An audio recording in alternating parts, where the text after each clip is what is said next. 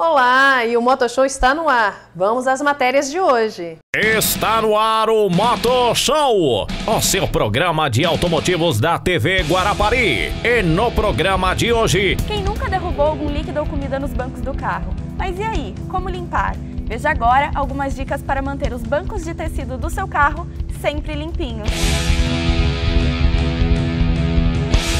Você adora passear com seu bichinho e levar ele nas viagens, certo?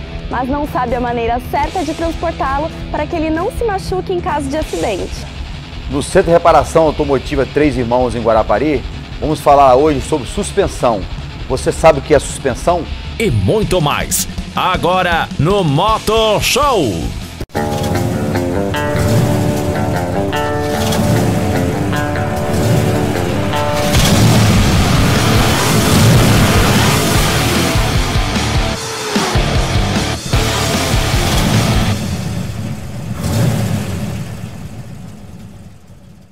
Ele já foi o sonho de consumo de muita gente e mesmo hoje, fora de linha, continua venerado. O Quatro Portas de hoje é retrô e conta tudo sobre o velho Opala.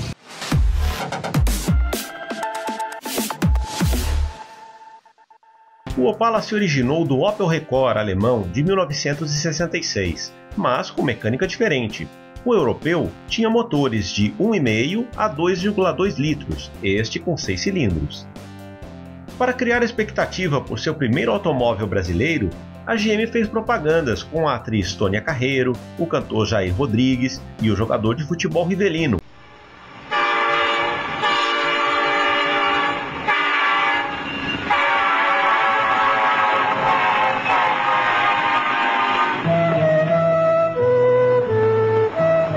Rivelino, que tal o Chevrolet Opala? É sensacional. Espere um pouco mais. Seu carro vem aí. É tempo de Chevrolet Opala. O lançamento foi no Salão do Automóvel de São Paulo, de 68.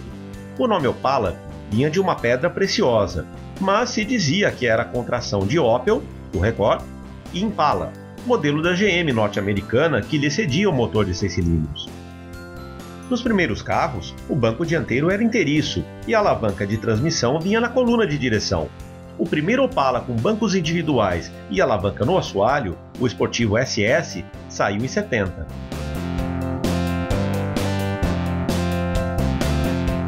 O motor de 6 cilindros em linha e 3,8 litros, com potência bruta de 125 cavalos, fazia dele o nacional mais rápido da época, 0 a 100 em 13 segundos e máxima de 165 km por hora. Mas o Dodge Dart o superaria um ano depois.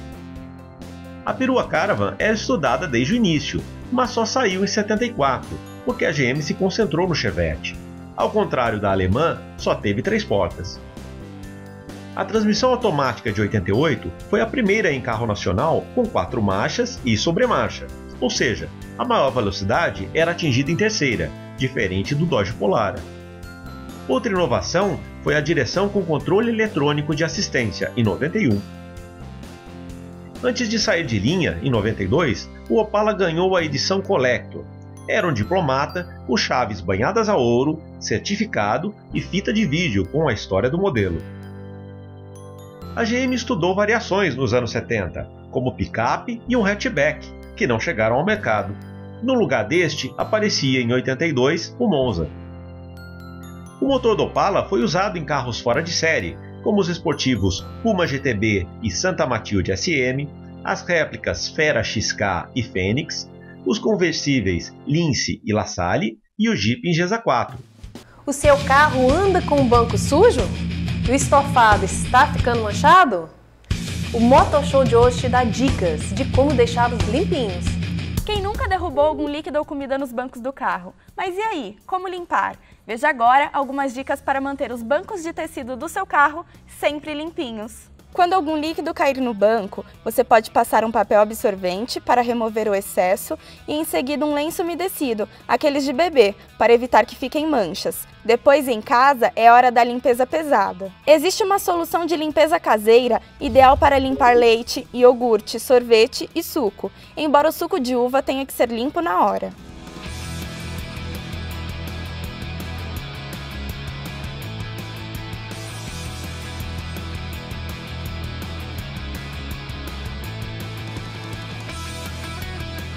Eu tô aqui com a Ana, que é organizadora profissional e vai nos ensinar algumas receitinhas caseiras pra gente poder limpar o estofado do carro e até tirar aquele cheiro que ficou lá dentro e que você não sabe como resolver, né, Ana? É isso mesmo, Aline. Então a primeira coisa é você ter um meio, né, para essa solução, e aqui são 500 ml de água, então meio litro de água, tá? E é bom que essa receitinha dura bastante. Ah, então pode deixar ela guardada se sobrar. Pode deixar. Aí você coloca álcool, 1/4 de xícara de álcool. O álcool vai ajudar a evaporar essa solução, ou seja, a secar mais rapidamente. Vinagre. Pode ser qualquer vinagre? Eu aconselho sempre o vinagre branco, vinagre de álcool. É 1 colher de sobremesa, nada além disso. E para não ficar muito cheiro, amaciante. Então, 1 colher de sobremesa também de amaciante. Qualquer amaciante. Eu gosto muito de amaciante branco também para que não tenha nenhum problema com corante, alguma coisa assim, nos bancos mais claros. E o que vai limpar, além do vinagre, é o bicarbonato de sódio. Então, 1 colher de bicarbonato de sódio. Eu sempre indico, quando é no caso de mancha, você aplica diretamente na mancha e passa o pano. Quando é para limpeza geral, você aplica no pano e vai passando. Ah, legal. Após limpar os bancos, deixe vidros e portas abertas para secar. Se for preciso, use um secador de cabelo sobre o tecido e apenas em bancos de tecido para agilizar a secagem. É bom destacar que, dependendo da mancha, há soluções mais eficientes. Com gordura e óleo, por exemplo, você pode aplicar talco ou amido de milho e depois limpar com um lenço umedecido ou água e sabão neutro diluído. Pode deixar uma meia hora, se acontecer, deixa passar a noite. Lembre-se de que essas dicas servem apenas para sujeiras recentes. Manchas antigas só sairão com tratamento especializado. Ah, mas se o seu problema é com cheiro dentro do carro, você pode usar cravo e canela em pau ou cascas de frutas cítricas, que devem ser substituídas quando estiverem secas. Outras alternativas são colocar carvão e grãos de café em saquinhos de organza ou em um pote com a tampa furada. E o que eu mais gosto é o café, só que é o café em grão, não o café em pó. Tá? Por 2 motivos, o grão tem um aroma mais pronunciado e também não vai fazer sujeira no carro.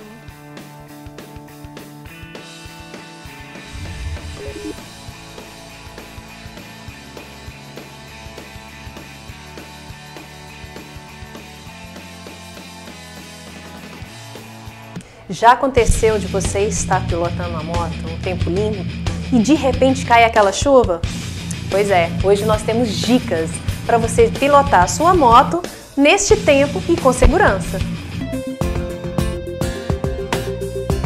Algumas considerações são importantes ao andar em dias chuvosos. Primeiro, assim que iniciar a chuva, espere alguns minutos antes de sair, pois neste início de chuva, a água mistura-se com a sujeira de óleo e areia no asfalto e o piso fica escorregadio. Depois de alguns minutos, a própria chuva lava o asfalto e temos mais aderência. Segundo, reduza a velocidade e aumente a distância de segmento dos veículos à sua frente. E atenção, pois sua visibilidade fica reduzida. Confira as dicas. 1. Freios.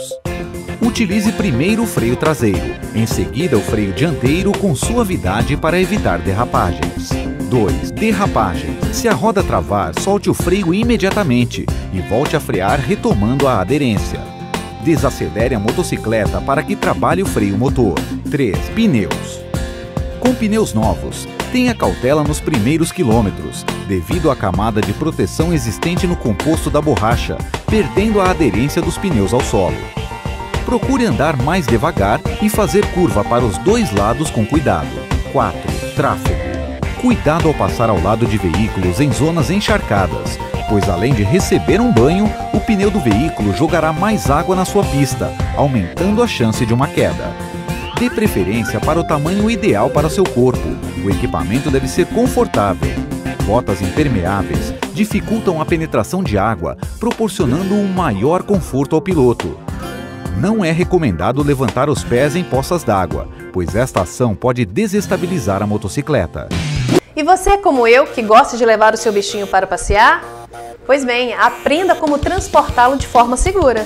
Você adora passear com seu bichinho e levar ele nas viagens, certo? Mas não sabe a maneira certa de transportá-lo para que ele não se machuque em caso de acidente. Embora seja comum, eles não devem ser levados soltos no carro, pois podem ser lançados para fora do veículo ou atingir e machucar os outros passageiros em caso de acidente. Existem formas seguras de levar o seu animal de estimação e a mais simples é a caixa de transporte, que deve ser adequada ao tamanho do seu animalzinho. Elas podem ser presas entre os bancos dianteiro e traseiro para que fiquem firmes.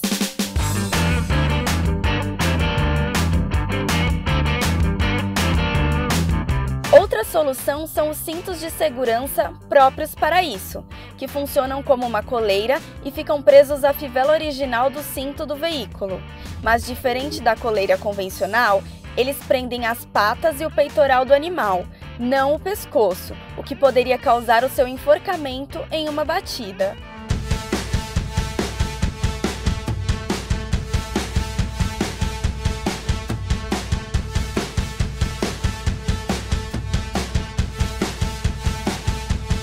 Você também pode optar por cadeiras adequadas para animais, que ficam presas ao banco traseiro do seu carro.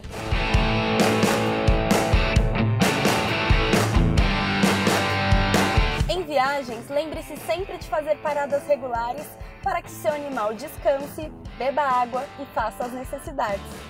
Fique atento também às leis. Levar o animal à esquerda do motorista ou acomodado entre os braços ou as pernas é uma infração média, enquanto transportá-los na parte externa do veículo é uma infração grave.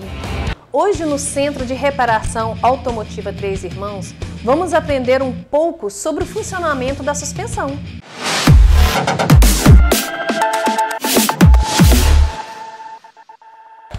No Centro de Reparação Automotiva Três Irmãos em Guarapari, vamos falar hoje sobre suspensão. Você sabe o que é suspensão?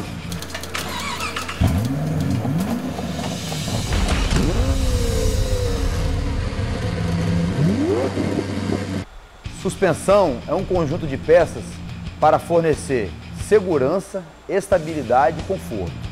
O conforto, você passar numa lombada, numa rua toda esburacada, o carro vai estar aquele molejo, você não vai estar sentindo numa carroça, aquele negócio duro, seco. A estabilidade quando você vai fazer uma curva, uma manobra brusca, o carro obedecer aquilo ali, ele não, como se fosse um tombar, ele vai te dar uma estabilidade para você conseguir fazer uma manobra ou então em alta velocidade numa BR, uma curva mais suave, ela vai obedecer. E a segurança, que você realmente vai conseguir fazer uma viagem ou um passeio tranquilo, sem risco nenhum. Dois exemplos que sua suspensão está com problema. O primeiro é você, dentro das cidades, em estado de paralelepípedo, ou em alto relevo, ou buraco, ela começar a dar um barulho, aquele famoso toque-toque. O outro é você em viagem, fazendo uma curva, nessa curva o carro não te obedecer na curva, ele perde a estabilidade, isso é um sintoma grave também. Neste exemplo, nós trocamos a bieleta, que ela estava estourada, dava um barulho realmente alto e fomos testar. Quando chegamos no teste apresentou outro barulho e verificamos que o terminal de direção também estava com problema. Então a suspensão, ela nos atrapalha muito também na avaliação, porque ela engana, você acha que é um item, mas às vezes tem outro que um barulho tapa o outro. Conversando com o cliente, no final, ele me passa sobre a estabilidade. Eu conversando com ele, tirando algumas dúvidas com ele, ele me passa. Realmente eu percebi que meu carro está saindo um pouco de dianteira quando eu faço uma curva. Aí eu fui dar uma volta, fui até a BR-101. Nessa volta, detectei que realmente ele não estava obedecendo. Aí voltei e verifiquei a quilometragem do carro. A quilometragem estava com 83 mil quilômetros. E a montadora pede a cada 70 mil quilômetros em média ser substituídos os amortecedores. Então substituímos também os amortecedores desse carro. Realmente aqui ficou um serviço completo. Satisfação do cliente e a nossa em executar um bom serviço. E até o próximo programa.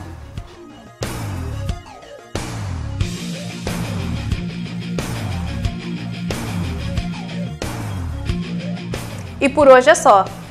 Se quiser mandar uma sugestão ou tirar dúvidas, mande para o nosso Zap é muito importante você participar.